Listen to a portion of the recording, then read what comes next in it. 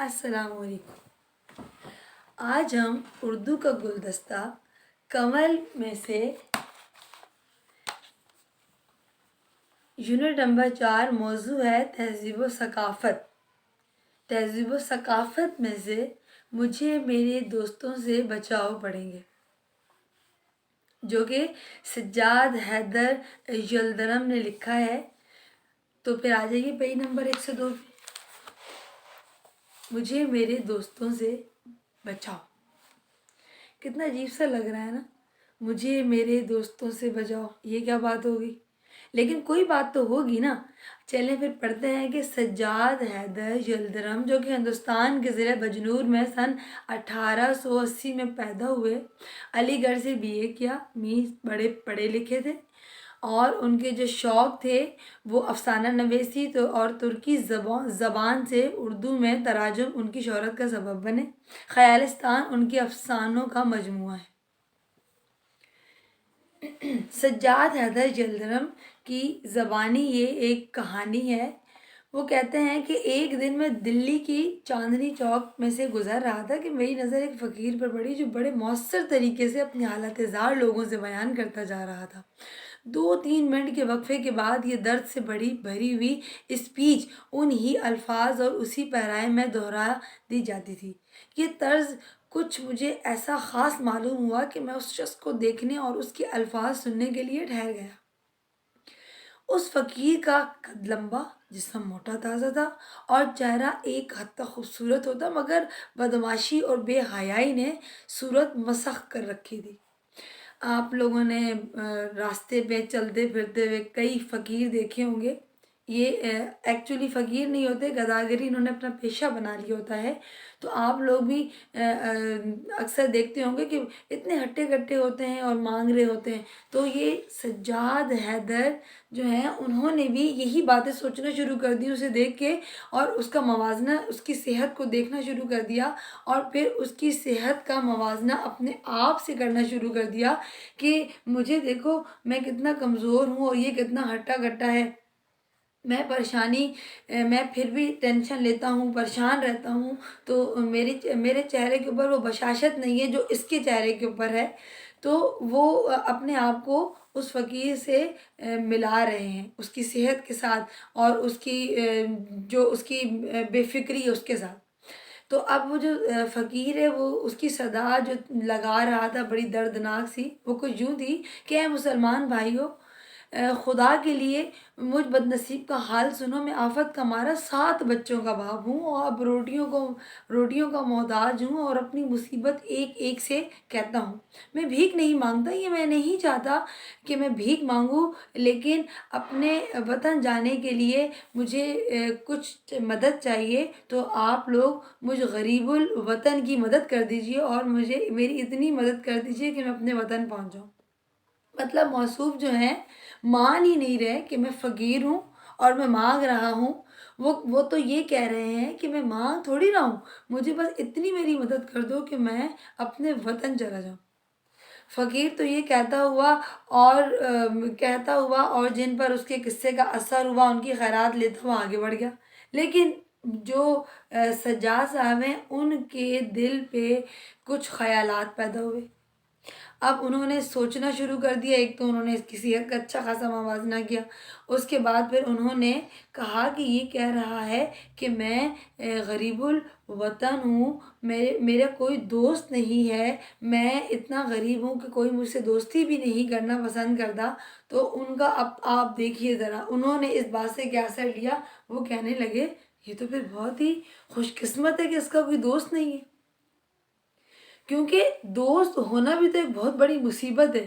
پھر انہوں نے اپنے دوستوں کے بارے میں بتانا شروع کر دیا کہ وہ اپنے یعنی کہ ان کے ذہن میں یہ باتیں چلتی رہی، اتنے میں ان کا گھر آ گیا۔ تو وہ کہتے ہیں کہ کیسا خوش قسمت بندہ ہے، کہتا ہے میرا کوئی دوست نہیں ہے، ایسا خوش نصیب بندہ جس کا کوئی دوست نہ ہو۔ بھائی دوست تو ہونا اچھی بات بھی ہے اور بہت بری بات بھی ہے۔ دوست اچھے بھی ہوتے ہیں اور کبھی کبھی بہت برے بھی ہو جاتے ہیں۔ اچھا، اب آپ لوگ بھی ذرا پوری کہانی سن لیجئے، ابھی سے یہ سوچنا مت شروع کر دیجئے گا کہ دوست ہونا اچھی بات نہیں ہوتی، آگے آپ کو پتہ چلے گا۔ اچھا، اب انہوں نے سوچنا کیا شروع کر دیا वो कहते हैं कि जब मैं अपने मकान पर जाता हूँ और जब मैं कभी कभी ऐसा होता है कि मैं बिल्कुल मज़मून के लिए इतनी मुश्किल से सारे अल्फाज वगैरह जमा करता हूँ, और जब मैं उनको कलम बंद करने की पूरी तैयारी में होता हूँ, तो दरवाज़े पे ज़ोरदार किस्म की दस्तक होती है। और वो दस्तक क्या होती है कि अंदर वहाँ से एक दौड़ती हुई कोई चीज़ अंदर आती है बड़ी स्पीड के अंदर, और वो कोई चीज़ नहीं है, वो मेरा दोस्त है। वो मेरे घर के अंदर जब वो अंदर दाखिल होता है तो ऐसा लगता है कि किसी ने कोई गोला मार दिया हो या किसी ने कोई फायरिंग कर दी हो। वो इतनी स्पीड में अंदर आता है, और अंदर आके उसे इस बात की कोई परवाह नहीं होती कि मैं काम कर रहा हूँगा या अफसाना लिख रहा हूँगा। उसको सिर्फ वो आके मेरे नौकर से कहता है कि कहाँ हैं, मौसूफ हैं कहाँ। मुझे मत पता है मसरूफ़ होंगे, लेकिन बस मुझे थोड़ी सी उनसे बात करनी है। मुझे पता है वो बहुत मसरूफ़ होंगे, उन्हें अपनी सेहत की कोई परवाह नहीं है, मैं अच्छे तरीके से जानता हूँ, लेकिन बस मुझे एक दफ़ा उनको देखना है। और फिर वो किसी न किसी तरह से ऊपर जिस कमरे के अंदर मैं अलग से जाके लिखना शुरू करता हूँ, पहुँच जाते हैं। नाम उनका अहमद मिर्ज़ा है। और जब वो पहुँचते हैं तो फिर वो उनका क्या ही पहुँचना होता है कि उन्होंने यहाँ से टेबल गिराई, यहाँ से उन्होंने कुर्सी को टांग मारी, और फिर वो किसी गोली की तरह आके मेरे पास आते हैं और मुझसे हाथ मिलाते हैं। और वो हाथ क्या मिलाते हैं कि उनके जाने के बाद मेरी उंगलियों में इतना शदीद दर्द होता है कि मेरी उंगलियां कलम पकड़ने से कासिर हो जाती हैं। तो ये है मेरे दोस्त। अच्छा, अब आगे चलिए। वो एक तो उनके इस तरह के दोस्त हैं जिनका उन्होंने आपको बताया। अब वो कह रहे हैं कि वो तो बड़ा खुशनसीब है फ़कीर जिसका कोई दोस्त नहीं है। फिर उसके बाद उन्होंने ज़िक्र किया है अपने एक और दोस्त का, जिनका नाम है मोहम्मद तहसीन। अब उनके बारे में वो बता रहे हैं कि उनके बहुत सारे बच्चे हैं, और वो जब भी किसी आते हैं, मौके पे मिलते हैं, तो उनकी सिर्फ एक ही बात होती है। उनसे अगर कोई बात करने की कोशिश की जाए कि जनाब आप कैसे हैं, बस क्या बताएं, मौसम ठीक नहीं चल रहा, मंझले बेटे को ये हो गया है, भी उससे बड़े वाले बेटे को ये हो गया है, तो बस वो बीमारी की बात करते हैं। अगर उनसे कहा जाए कि आज मौसम बहुत अच्छा है, तो अब आपका क्या इरादा है, तो आगे से जवाब मिलता है, अरे खाक मौसम अच्छा है, मंझी लड़की खांसी में मुब्तला है।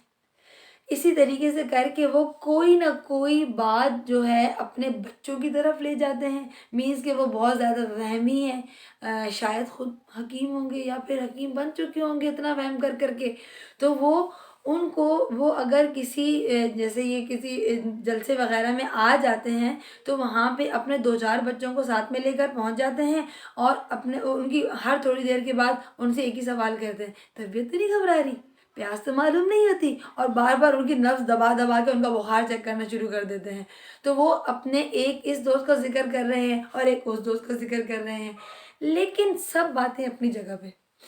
वो ये भी कह रहे हैं कि कभी-कभी तो दिल चाहता है कि इंसान अपने दोस्तों को छोड़-छाड़ के बिल्कुल रिलैक्स हो के ज़िंदगी गुज़ारे, लेकिन दोस्तों के बगैर भी गुज़ारा नहीं है।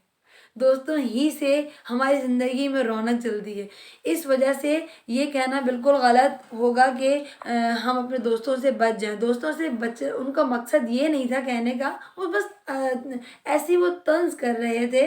लेकिन दोस्तों के बगैर कोई ज़िंदगी नहीं है। ये दोस्त ही होते हैं जब थोड़ी देर के लिए हमारे पास आके बैठते हैं, तो हम दुनिया के कामों को छोड़-छाड़ के उनसे कुछ बात करते हैं और थोड़ी देर के लिए हम टेंशन फ्री हो जाते हैं।